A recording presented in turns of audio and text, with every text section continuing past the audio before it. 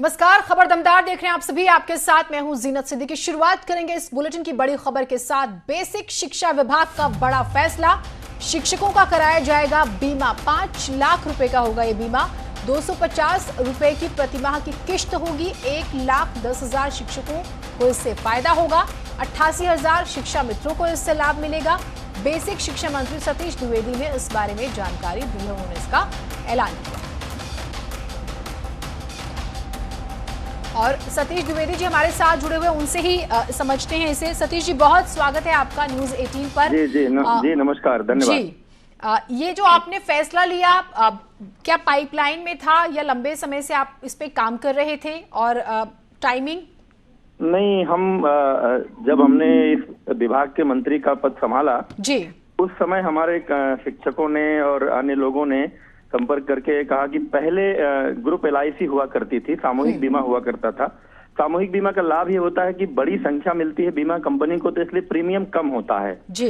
अब आप देखिए, सामान्यतः व्यक्तिगत रूप से 5 लाख का बीमा किसी को लेना हो तो वो सालाना 3,000 रुपए के खर्चे में वो नहीं मिल सकता। उसके लिए 15-20 हजार से ज्यादा का प्रीमियम आएगा। ठीक बात। तो ये बात मुझे भी लगा कि कोई भी शिक्षक है, शिक्षा मित्र है, अनुदेशक है, इनकी तनख्वाह इतनी ज्यादा नहीं है, बहुत बचत नहीं हो पाती है। तो घर में अगर कोई बीमार हो जाता है या कोई बात हो जाती है, दुर्घटना मृत्यु हो जाती है, तो परिवार की आर्थिक स्थिति बहुत खराब हो जाती है। ठीक बात। तो इसलिए इस पर हमने वर्कआउट करना शुरू किया पिछले 4-5 महीने से, और अंततः हम लोगों ने निर्णय ले लिया है, उसके बारे में शासनादेश जारी हो गया है कि हमारे 2014 के पहले जिन लोगों ने ज्वाइन किया था उनको ये सुविधा थी जी। तो 2014 के बाद जो लोग छूटे हुए थे जी, ऐसे सारे शिक्षकों को, शिक्षा मित्रों को, अनुदेशकों को, ये संख्या कुल मिला के 3.5 लाख के आसपास है जी, इन सब लोगों को हम लोगों ने ग्रुप LIC की सुविधा दी है। इसको स्वैच्छिक भी किया है कि जो अगर कोई नहीं इसमें रहना चाहता है तो ये उसकी मर्जी, लेकिन हम अपनी ओर से सबको ये सुविधा दे रहे हैं। ये वो साल भर में 2500 प्रीमियम है, प्लस GST वगैरह लेके पूरे साल का 3,000 के लगभग है जी, वो उनकी सैलरी से कटेगा। वही जैसा आपने कहा, महीने में 250 के लगभग। और किसी दुर्घटना की स्थिति में मृत्यु होने पर ये 5 लाख रुपए का बीमा कवर उनको मिलेगा। आपने एक बात बहुत महत्वपूर्ण कही, मैं चाहूंगी आप उसे जो है एक बार और अच्छे से बताएं कि आपने कहा कि अगर मर्जी नहीं है तो, क्योंकि जब हम आंकड़ा देख रहे हैं तो ये जो छूट दी आपने कि ठीक है अगर आपकी ख्वाहिश नहीं है तो आप मत कीजिए, इसके पीछे क्या आधार रहा? हमने अपनी ओर से सबको शामिल करने को कहा है। हाँ। लेकिन अगर कोई व्यक्ति ऐसा है, अगर वो कहता है कि नहीं साहब, हम 3,000 रुपया महीना नहीं देना चाहते प्रीमियम, हम उससे बाहर रहना चाहते हैं, तो हम जबरदस्ती अपना निर्णय थोप नहीं सकते उनके ऊपर। लेकिन अगर सब लोग चाहते हैं तो हमारी योजना सबके लिए है। इसमें एक चीज और थी, 1,10,000 शिक्षक है, शिक्षा मित्रों का ख्याल भी रखा गया 88,000 और 32,000 अनुदेशक जो है। हाँ, तो ये कहीं ना कहीं सर्व स्वीकार्य जैसी चीज लगती है। तो इन सभी को लाने के पीछे भी यही वजह थी? यही वजह थी कि एक ऐसा कवच इन लोगों को प्रदान किया जाए कि अगर जो ये हमारे शिक्षक हैं, शिक्षा मित्र हैं, अनुदेशक हैं, विभाग की सेवा करते हैं, अगर कोई दुर्घटना होती है इनके साथ तो कम से कम इनके परिवार को तुरंत 5 लाख रुपए के एक बीमा कवर से इनको आरक्षित कर दिया जाए, ताकि एक संकट की स्थिति में परिवार की मदद हो सके। ठीक, बहुत शुक्रिया आप हमारे साथ जुड़े। तो ये आंकड़ा जो है बताया जो शिक्षा मंत्री ने, वो हम आपको बता दें, 1,10,000 शिक्षक हैं, 88,000 शिक्षा मित्र और 32,000 अनुदेशक इससे लाभान्वित होंगे। साथ ही अगर आप नहीं चाहते ये बीमा लेना तो कोई जबरदस्ती भी नहीं है, ये आपकी इच्छा शक्ति पर छोड़ा। मुख्यमंत्री योगी आदित्यनाथ ने बैठक के दौरान बड़े फैसले लिए हैं।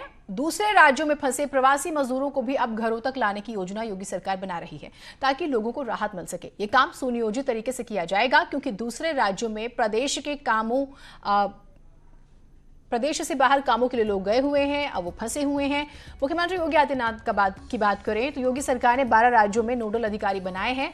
इस कामकाज को नोडल अधिकारियों के साथ टीम 11 जो है वो भी देख रही है। इन सभी लोगों को स्वास्थ्य परीक्षण के बाद दूसरे राज्यों से लाया जाएगा और फिर जो एक नियम है 14 दिन का क्वारंटीन पीरियड, उसमें रखा जाएगा, तब जाकर इनको घरों की तरफ जाने दिया जाएगा। साथ ही राज्य सरकार स्थानीय स्तर पर रोजगार देने की तैयारी कर रही है, ताकि लोगों को लॉकडाउन के बाद प्रदेश में ही रोजगार मिल सके।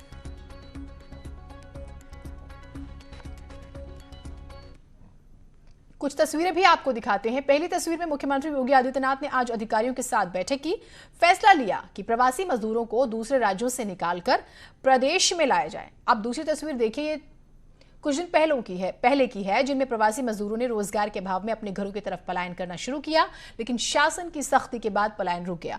फिर भी आए दिन ऐसी तस्वीरें आई हैं, जिसके बाद सरकार ने दूसरे राज्यों में फंसे लोगों को निकालने का फैसला लिया है।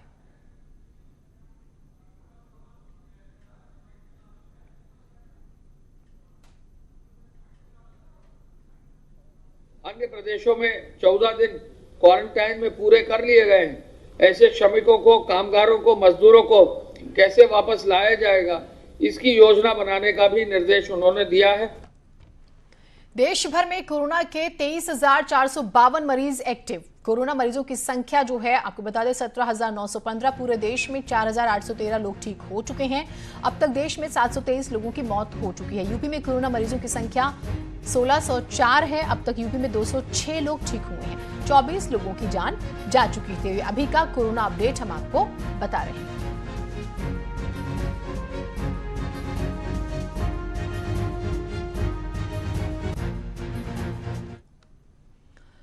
कोरोना वायरस लगातार पैर पसार रहा है। ये तब हो रहा है जब पूरा देश लॉकडाउन है। तस्वीरें दिखाते हैं। पहली तस्वीर अयोध्या की, जहां एक गर्भवती महिला कोरोना पॉजिटिव मिली। इसके बाद जिला प्रशासन ने पूरे परिवार को आइसोलेट किया है और गर्भवती महिला को सुल्तानपुर के कुड़वार CHOC में आइसोलेट किया गया। फिरोजाबाद में एक महिला 5 दिन से अस्पताल में भर्ती है जो कोरोना पॉजिटिव मिली है और इसके बाद अस्पताल के स्टाफ नर्सों ने जमकर हंगामा किया और क्वारंटीन करने की मांग की। साथ ही बचाव के लिए PPE किट की भी मांग की गई है। और अब आपको हंगामे की तस्वीरें भी दिखाते हैं, जहां मेडिकल कॉलेज के प्रिंसिपल डॉक्टर संगीता अनेजा अस्पताल की नर्सों को समझाने की कोशिश कर रही हैं। इसलिए आप लोग आइए, मेरे साथ बात करिए। जो उसका प्रोटोकॉल है, कोविड का प्रोटोकॉल है, हम उसी के तहत काम करेंगे। पहला धर्म है, दूसरा धर्म मेरा मरीज की सुरक्षा करना है। इसलिए आप लोग आइए, मेरे साथ बात करिए। जो उसका प्रोटोकॉल है, कोविड का प्रोटोकॉल है, हम उसी के तहत काम करेंगे। भेजेंगे, लेकिन हमारे पास लिए कोई सुविधा नहीं है और हमसे कहा जा रहा है अपने घर जाओ। आइसोलेशन में ड्यूटी लगी हुई है। अगर सस्पेक्टेड मरीज आ जाता है तो क्वारंटाइन नहीं किया जाएगा, तो सस्पेक्टेड में अगर वो पॉजिटिव निकलता हम अपने घर जाते तो हमारे बच्चे भी तो सब हमारे साथ रहते हैं, लेकिन सुविधा कुछ नहीं दी जा रही है और ना तो कोई किट, मास्क, कुछ नहीं। हैंड वॉश में पानी है तो हैंड वॉश मिलता है और ये कहना जो लेबर रूम में काम करेगा उसको सुविधा दी जाएगी। बाहर जो हम राउंड पे जाते हैं मरीजों से टच होते हैं।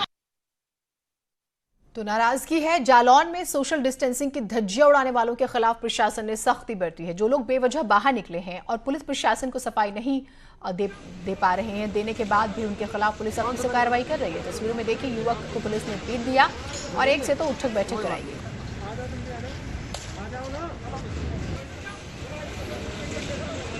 कौन सा पानी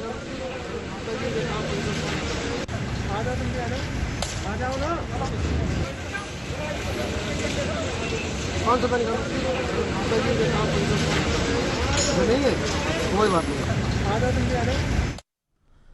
लॉकडाउन का पालन कीजिए, बार बार आपसे अपील हो रही है। हरदोई के संडीला बस अड्डे के पास कुछ युवक लॉकडाउन तोड़कर घरों से बाहर आ गए, जिसके बाद पुलिस ने सभी से पूछताछ की, लेकिन कुछ नहीं बता पाने के बाद पुलिस ने कार्रवाई की। तस्वीरों में देखिए, पुलिस ने सभी को मुर्गा बना दिया, सड़क पर चलने को बोल दिया और इसके बाद कुछ युवक सजा के तौर पर उठक बैठक भी करते हुए नजर आए और इस दौरान पुलिसकर्मियों ने सभी को सख्त हिदायत दी, समझाने की कोशिश की है कि लॉकडाउन तोड़कर बाहर ना निकले। अगर बाहर बेवजह निकलेंगे तो पुलिस सख्ती से पेश आएगी। इन तस्वीरों को देख लीजिए। अगर घरों में रहेंगे तो सुरक्षित रहेंगे, बाहर निकलेंगे तो मुर्गा बनेंगे।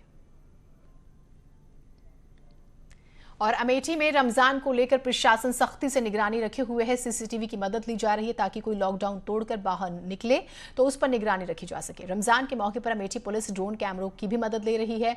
बस्तियों के साथ साथ सभी इलाकों में नजर रखी जा रही है। बाहर निकलने वालों के खिलाफ सख्ती बरती जा रही है ताकि लोगों को घरों में रखा जा सके और लॉकडाउन का सख्ती से पालन कराया जा सके। जिस इलाके में निगरानी बढ़ाई गई है वो इलाका मुस्लिम बहुल इलाका है। इसके साथ ही अमेठी हर चौक चौराहे पर भी पुलिस ने तैनाती यहां पर बढ़ा दी है और आम लोगों से बार बार अपील कि आप घरों में रहिए। उधर कानपुर के अनवरगंज थाने के हेड कांस्टेबल को कोरोना पॉजिटिव वो पाए गए हैं। इसके बाद 14 पुलिसकर्मियों को क्वारंटीन कर दिया गया है। इनमें 2 उप निरीक्षक और 12 सिपाही शामिल हैं जिनको एक होटल में रखा गया है। इस मामले के सामने आने के बाद DIG ने सभी पुलिसकर्मियों को आदेश दिया है कि जरा भी किसी में लक्षण दिखाई दे तो तत्काल अधिकारियों को इस बारे में जानकारी दीजिए। हमीरपुर के मौदाहा थाना क्षेत्र की गल्ला मंडी में आग लगने से हड़कंप मच गया, लेकिन इस दौरान एक ऐसी तस्वीर भी सामने आई जिससे देखकर आप हैरान हो जाएंगे। तस्वीरों में देखिए, 2 पुलिसकर्मी आग लगने के बाद आग को बुझाने की कोशिश कर रहे हैं बिना अपनी जान की परवाह किए। आग लगने के बाद लोगों ने फायर सर्विस को इसकी खबर दी, लेकिन आग तक दमकल की गाड़ियां मौके पर पहुंचती उससे पहले बड़ा हादसा हो सकता था। गनीमत रही कि पुलिस वालों ने आग को बढ़ने से रोक लिया और आग भड़कने से बचा लिया। उधर अमरोहा में मामूली बात को लेकर 2 पक्षों में लाठी डंडे चल गए और महिलाओं के साथ भी धक्का मुक्की की गई। इस मारपीट में कई लोग जख्मी हुए हैं। अब इसका वीडियो सोशल मीडिया पर वायरल हो रहा है। आदमपुर थाना क्षेत्र का ये मामला है।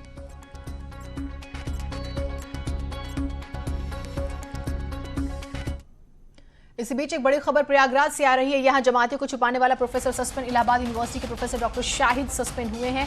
विदेशी जमातियों को शरण दी थी इन्होंने। महामारी एक्ट के तहत इन पर मुकदमा दर्ज हुआ है। ये बड़ी कार्रवाई हुई है, इन्हें सस्पेंड किया गया है। पिछले दिनों इस बात का खुलासा हुआ था कि इन्होंने विदेशी जमातियों को शरण दी थी और साफ साफ अपराध, क्योंकि लगातार अपील हो रही है कि जो जमाती जहां है उसके बारे में प्रशासन को जानकारी दी जाए ताकि उनकी जांच पड़ताल की जाए।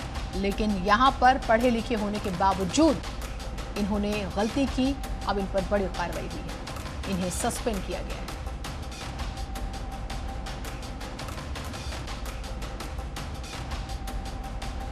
तो जमातियों को छिपाने वाला प्रोफेसर सस्पेंड। इलाहाबाद यूनिवर्सिटी के प्रोफेसर डॉक्टर शाहिद को सस्पेंड किया गया है। जिस तरह से जमातियों की वजह से आंकड़े बढ़े, सहयोग नहीं करने के मामले सामने आते हैं, प्रशासन को बार बार अपील की गई। और उसके बाद सर्वेश हमारे साथ जुड़े हुए हैं। सर्वेश, किन हमें कहे कि सस्पेंड किया गया है और क्या और कार्रवाई हुई है इनके खिलाफ?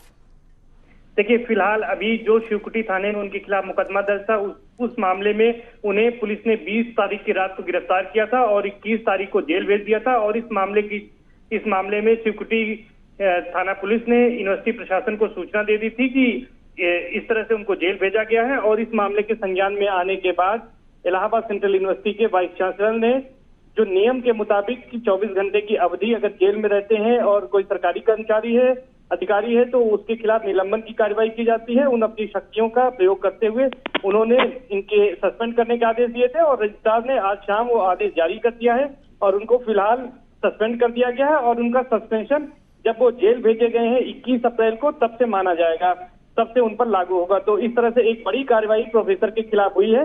अब इसके बाद अभी और आगे कार्रवाइयां उनके खिलाफ विश्वविद्यालय के जो नियम होंगे, जो उनका कानून होगा, उसके हिसाब से आगे भी कार्रवाई होगी उनके ऊपर। जी, बहुत शुक्रिया आप हमारे साथ जुड़े। और ये सबक उन लोगों के लिए भी है, अगर किसी वजह से कहीं पर अभी भी कुछ लोग छुपे हुए हैं तो वो प्रशासन को सहयोग करके इस बारे में जानकारी दे सकते हैं, नहीं तो बड़ी कार्रवाई उनके खिलाफ भी की जाएगी।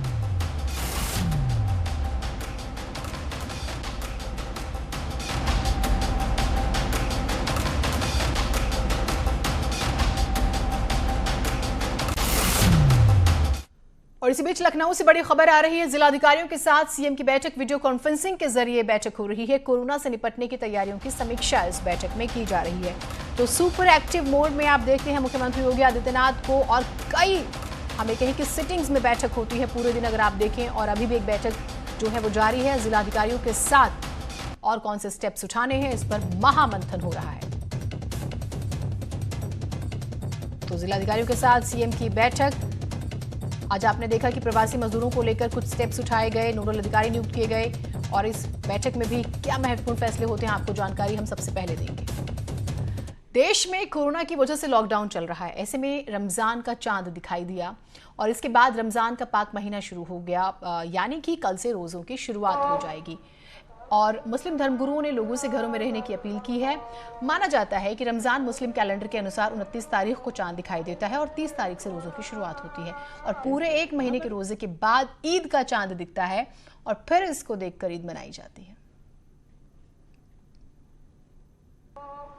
प्रदेश और देशवासियों को पवित्र माह रमजान की बहुत बहुत दिली मुबारकबाद, हार्दिक शुभकामनाएं। हम सब रमज़ान की इबादतों का लॉकडाउन में रहते हुए पालन करें, अपने घरों में ही रहकर रमज़ान की इबादत करें। अल्लाह से इस पवित्र महीने में देश की खुशहाली और सुख शांति के लिए दुआ करें।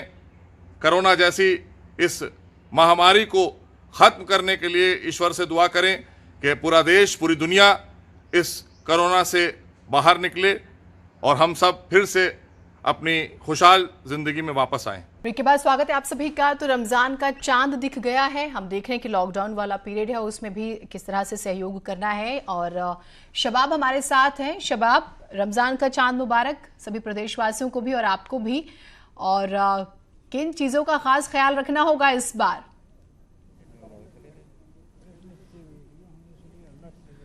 बिल्कुल, देखिए ये अपने आप में बहुत ख़ास बात होगी जीनत, क्योंकि लॉकडाउन के दौरान शायद ज़िंदगी में पहली बार ऐसे रमज़ान पड़ रहे होंगे लोगों के लिए। और किन बातों का ख्याल रखना होगा, हमारे साथ मौलाना खालिद रशीद साहब हैं, वो खुद बताएंगे। जनाब, चांद का दीदार हो गया है, क्या ताकीद है लोगों को, क्या कहना है? नहीं, आज लखनऊ में चांद का दीदार हो गया, सबने चांद देखा है। कल यानी पहला रोज़ा होगा और आज रात ही से तरावी का एहतमाम शुरू हो जाएगा और सवेरे सहरी सब लोग इंशाअल्लाह करेंगे, क्योंकि पहली बार ऐसा हो रहा है कि ऐसी बंदिशों के साथ रमज़ानुल मुबारक सब लोग मनाएंगे। तो सबसे यही अपील है कि जो लॉकडाउन के रूल रेगुलेशन है उस पर सब लोग अमल करें।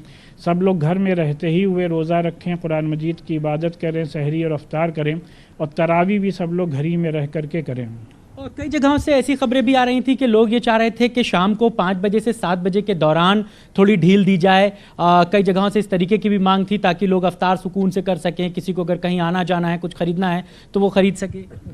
ये तो डिसीजन गवर्नमेंट ही को करना है, लेकिन जिस तरीके से केसेस बढ़ रहे हैं, मेरी अपनी पर्सनल राय ये है कि इसमें ढील देना मुनासिब नहीं है, लेकिन इस सिलसिले में गवर्नमेंट ही को फैसला लेना है। समय के हिसाब से सहयोग करना बहुत जरूरी है। बहुत शुक्रिया, आप हमारे साथ जुड़े और बाकी लोगों को भी इस चीज का ख्याल रखना होगा।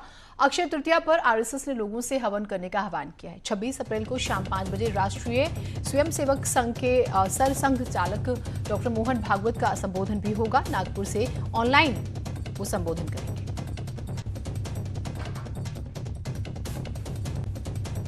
और प्रधानमंत्री मोदी ने राष्ट्रीय पंचायती राज दिवस पर वीडियो कॉन्फ्रेंसिंग के जरिए देश भर के सरपंचों के साथ संवाद किया।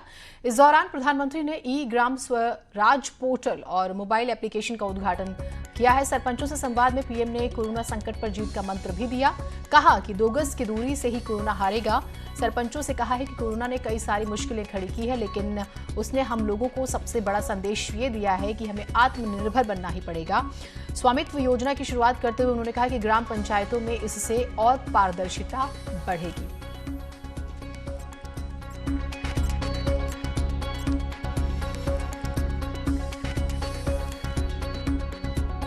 कोरोना संकट ने अपना सबसे बड़ा संदेश, अपना सबसे बड़ा सबक हमें दिया है, हमें सिखाया है और एक प्रकार से उस रास्ते पर चलने के लिए हमारा दिशा निर्देश किया है। और वो रास्ता क्या है, वो दिशा क्या है? इस कोरोना संकट से हमने अनुभव में पाया है कि अब हमें आत्मनिर्भर बनना ही पड़ेगा।